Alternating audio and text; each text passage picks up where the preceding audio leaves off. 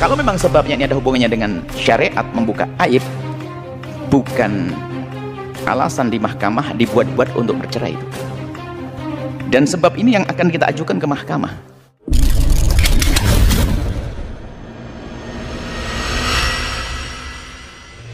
Kelanjutan persiapan kasus perceraian Baim Wong dan Paula Verhoeven kini memasuki titik akhir tujuan persidangan sebenarnya.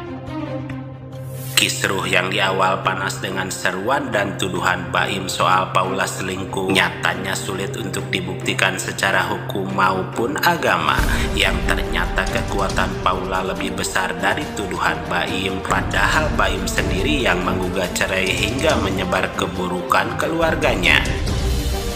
Sementara kejanggalan kini datang usai Baim yang di awal menuding mengajak teman-temannya membuka aib keluarga hingga tersebar luas di media sosial.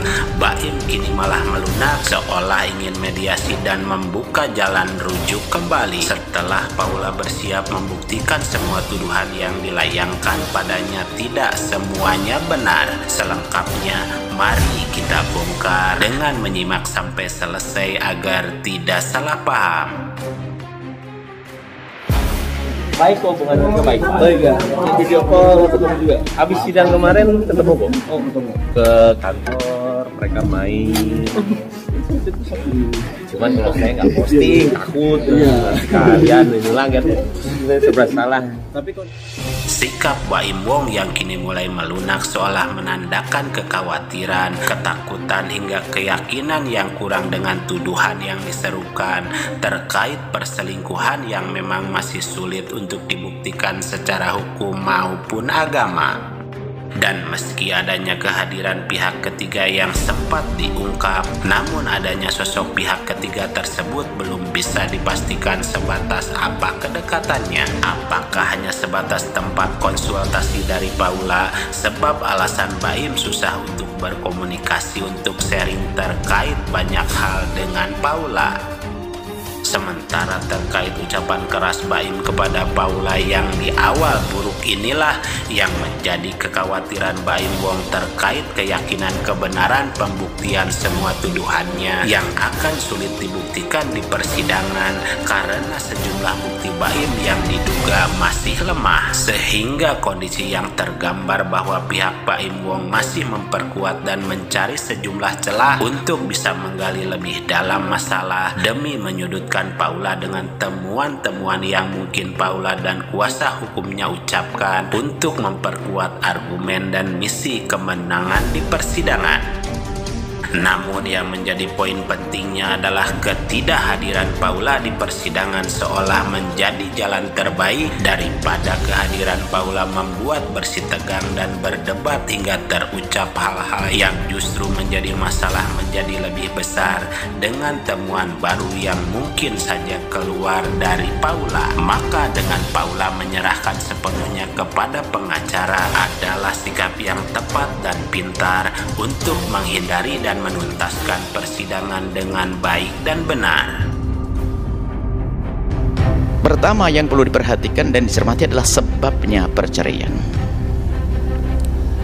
Karena bukan alasan di mahkamah dibuat-buat untuk bercerai itu.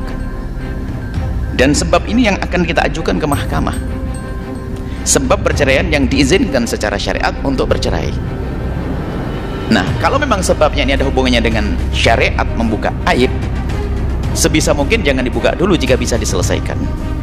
Bisa diselesaikan. Memang kalau kaum wanita memang susah, kalau pria akan cukup menjatuhkan cerai jatuh. Kalau wanita harus mengungkap, membicarakan. Akan tapi ketahuilah bahwa yang diungkapkan adalah sebuah kebenaran dan sekedarnya saja untuk sampai kepada tujuan perceraian. Makanya kalau sudah memang gak perlu, kalau memang harus disampaikan, disampaikan. Disampaikan. Tapi nanti ada catatan, bukan kalau ada urusannya dengan, mohon maaf, sesuatu yang ada hubungannya dengan had, itu hati-hati. Misalnya mengatakan suami berzina dan istri berzina, itu adalah hendaknya dihindari sama sekali, dijauhkan dari itu. Mungkin dengan bahasa yang lain, bahwasanya suami saya jarang menemui saya dan jarang saya dikumpuli dan sebagainya, dan bilang kepada mantan suami bahwasanya sengaja saya tidak ungkap, tapi kalau memang Anda mempersulit akan saya ungkap. Buat alasan lain lagi yang sekiranya tidak berbohong, misalnya suami saya sudah tidak benar-benar dengan saya, sering nyakiti saya gitu, saya bahasanya jangan sampai diungkapkan semuanya dulu. Kalau sudah begitu oke, paling enggak dipanggil laki-laki itu, betul.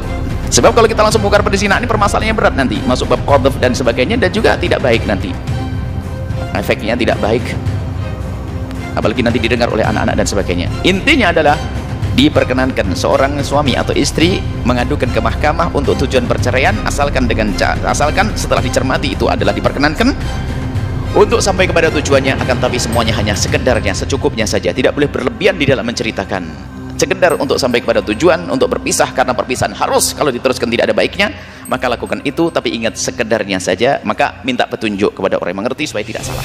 Tanggapan Buya Yahya secara umum sebagai jalan petunjuk dan kebaikan bersama yang seharusnya bisa dilakukan dengan cermat dan matang sebelum melakukan keputusan bagi siapa saja yang sedang mengalami hal seperti demikian dalam pandangan Islam. Sehingga pesan yang bisa kita ambil bahwa sebuah perceraian bukanlah suatu kegagalan ataupun akhir dari sebuah cerita yang menyenangkan, sebab semua hal apapun memiliki akhir dan permulaan. Karena terkadang kita harus memilih jalan yang kita tidak suka, tetapi jalan itu akan menyelamatkan kita dari keterpurukan yang panjang, dan jalan itu adalah sebuah perpisahan.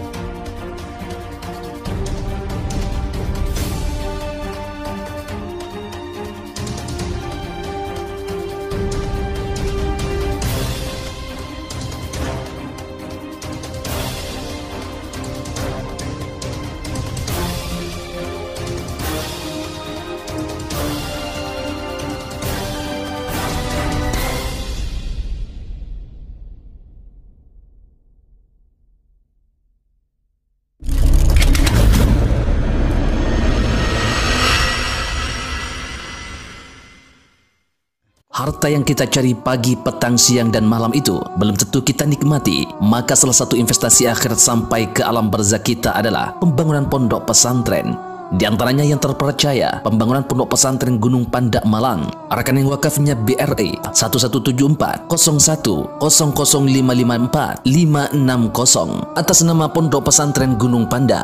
Jangan lupa kontak konfirmasinya 0822 2847 0705. Berkah rezekinya anaknya anak soleh soleha menjadi penghafal Al-Quran, dan negeri ini menjadi beldatun thayyibatun wa rabbun ghafur. Pahala terus mengalir meski umur kita telah berakhir.